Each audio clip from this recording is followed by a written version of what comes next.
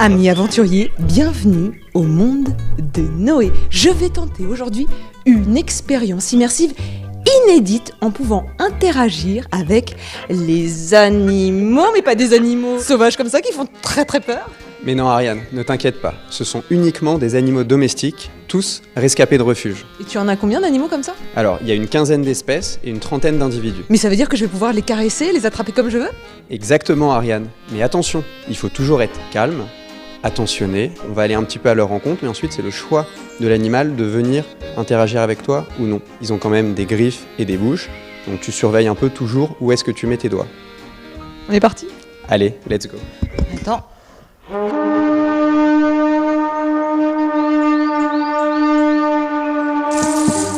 Waouh! Alors ici il y a différents espaces. Je suis dans l'espace ranch, c'est ça? C'est ça, tout à fait.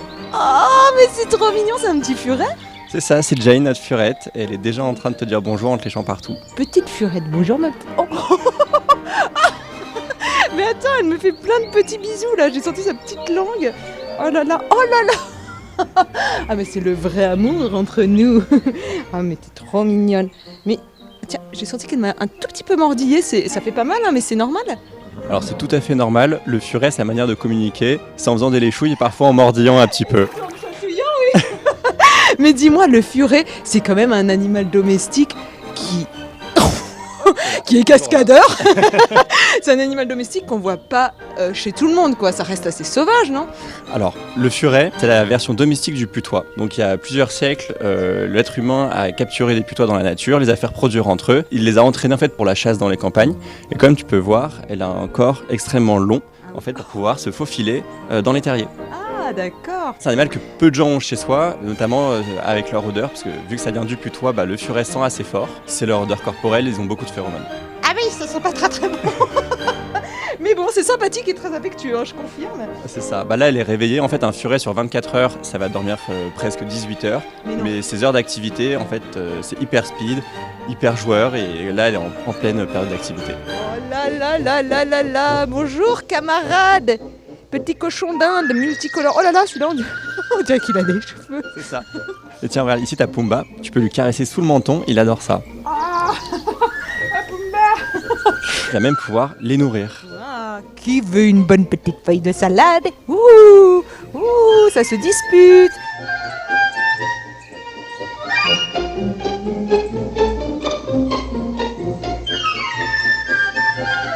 Regardez, c'est la fête. Oups, c'est bientôt Noël. On y va franchement. Tenez. Oh, attends, je vais plus tomber sur la tête. Oh, t'inquiète. Oh, mais c'est quoi ces sons là, ces bruits? Ils font des drôles de bruit. Et justement, ce bruit que t'as entendu, il a deux significations. La première, c'est ce qui est en train d'arriver en ce moment, c'est que lorsqu'ils sont très contents, ils couinent de joie. Et la seconde, c'est quand ils ont peur, c'est pour prévenir leurs congénères quand un rapace arrive par au-dessus. Mais c'est quoi ce lapin géant? On dirait le lapin d'Alice au Pays des Merveilles. Et oui Ariane, c'est César, c'est un lapin géant des Flandres. Et comme tu as dit, ce qui est marrant, c'est que c'est un peu le lapin qu'on a dans notre imaginaire. Quand les enfants ou les adultes s'imaginent un lapin, on visualise un lapin comme César. Mais en fait, César est assez rare et les gens ont très très peu l'habitude d'en croiser. Mais moi, quand je vois tous ces animaux autour de moi, ils sont tous en intérieur. Tu les sors jamais? Alors Ariane, ce qu'il faut savoir, c'est que ce sont uniquement des animaux domestiques. C'est-à-dire que ce sont des animaux qui n'ont pas le même patrimoine génétique que des animaux sauvages. Et donc leur comportement et leurs besoins a évolué au cours du temps, au cours des siècles. À force de côtoyer l'homme, leur manière de vivre a changé. Et donc tous les animaux que tu vois ici sont adaptés à la vie en intérieur. Et je vais même aller plus loin, c'est des animaux qui ne seraient pas à leur aise en extérieur. Et par exemple, les lapins que tu vois dans cette prairie sont extrêmement sensibles au courant d'air. Donc c'est une très bonne chose d'être dans un... petit vieux, quoi. Oui, si on veut. Mais attends, mais il est géant quand même, ce lapin. T'as vu la taille de ses oreilles? César, donc c'est un géant des Flandres, c'est le plus gros lapin du monde. Cette espèce est gigantesque. À l'âge adulte, il pèsera 8 kg. Actuellement, il a 6 mois. Et donc, il pèse 5 kg, mais il va encore grandir. César? Ah, mais il se cache, tiens, César. Mais pourquoi il en veut plus, ma salade? Il fait la tête ou quoi? Non, Ariane, il fait pas la tête. Il se repose, il est en position allongée, car il est tout simplement en phase de digestion. Ah d'accord, je l'ai carrément gavé en fait de salade. C'est-à-dire qu'il suffoque, il en peut plus. Nouvel écosystème, nous sommes au beau milieu de la jungle. On se croirait presque dans Indiana Jones là, quand je regarde ces statues éléphants. C'est vrai, mais regarde aussi ces carpes, Ariane. Tu vois, dans le bassin. Gigantesque. Et oui, ce sont des grandes carpes koi qui sont originaires d'Asie. Et ces carpes, ce qui est très intéressant, c'est que là-bas, ce sont ce qu'on appelle des poissons d'ornement. C'est considéré comme des œuvres d'art. Et certaines d'entre elles sont vendues plusieurs millions d'euros. Et là, t'en as pour un petit pactole là ou pas? Alors celles-ci, on les a sauvées de chez un fermier normand qui, pour la petite histoire, a eu un accident du travail et ne pouvait plus s'en occuper. Et oui, parce que le concept même du monde de Noé, c'est de sauver des animaux. Tous ceux qui sont là seraient morts sinon.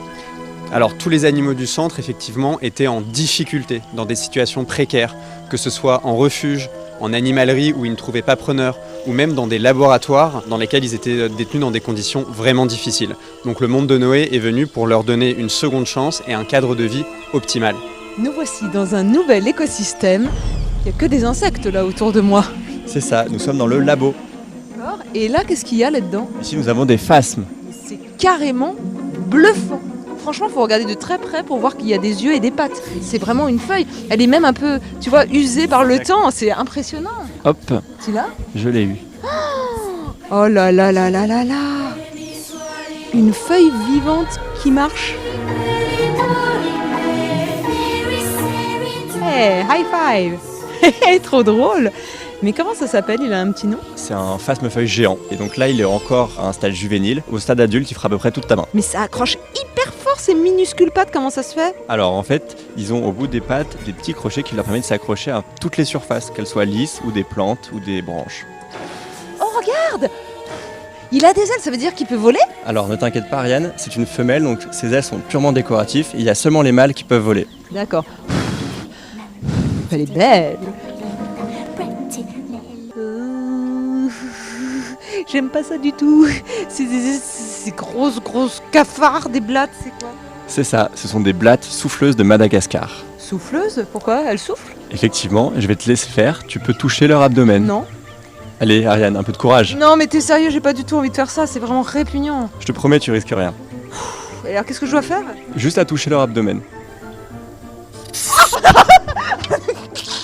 Mais ah non, mais c'était quoi ce truc? Ça fait trop peur. En fait, elle prend de l'air et elle le souffle par son abdomen pour deux raisons. Soit pour séduire une femelle, soit pour écarter un prédateur. Tu penses qu'il a voulu me séduire, cette grosse blatte? Peut-être, peut-être. Nous nous retrouvons devant l'une des espèces animales les plus fascinantes, je trouve, au monde. L'axolote. Mais qu'est-ce que c'est? Regarde-moi cette tête de Pokémon, c'est quand même très curieux. Tout à fait, c'est lui qui a inspiré le Pokémon Axolotl, en vrai. Cet animal, il est endémique, donc il vient seulement d'un endroit sur Terre, c'est un petit lac près de Mexico. Il peut faire repousser des organes qui ont été endommagés. Il peut se faire repousser une patte, mais également une partie de son cerveau et même un œil. Il est donc énormément utilisé en sciences, dans des laboratoires, notamment dans la recherche sur tout ce qui va concerner la greffe. Et on a aussi compris beaucoup de choses sur les cancers au niveau de la régénération des cellules. La deuxième chose fascinante à savoir sur les axolotes, c'est qu'en fait ce sont des animaux qui sont restés à l'état larvaire. C'est la seule espèce sur Terre qui n'a pas fini de se transformer. Là, tu vois, ils sont dans un aquarium, mais si on s'amusait à progressivement venir baisser le niveau de l'eau sur une quinzaine de jours, une fois qu'il y aurait plus d'eau, ils se transformeraient alors en salamandres, c'est-à-dire que leurs branchies se rétracteraient. Leurs branchies, c'est les espèces de fougères que tu peux voir ici. Rouge sur le rose là. Exactement, et ils seraient capables donc de vivre sur la terre ferme, parce que en plus de leurs branchies, ils ont donc déjà des poumons. Mais ton expérience, faut réserver je crois. Alors oui, on est une destination, c'est une expérience qui se réserve à l'avance sur notre site internet et pour un créneau horaire donné. Cette expérience, elle dure 1h30, elle rassemble maximum 15 visiteurs seulement, notamment pour le bien-être de nos animaux. Et ces 15 visiteurs, ils sont accompagnés par 2 rangers, qui sont des animateurs et qui vont donc leur proposer des explications et une interaction avec les animaux un peu sur mesure. Vous pourrez tenter l'expérience à partir du 2 décembre prochain. Vous verrez, il y a encore plein de surprises à découvrir, notamment la réalité virtuelle, de nouvelles espèces. Mais je ne dis rien de plus. Vous testez. Bye bye. À très vite.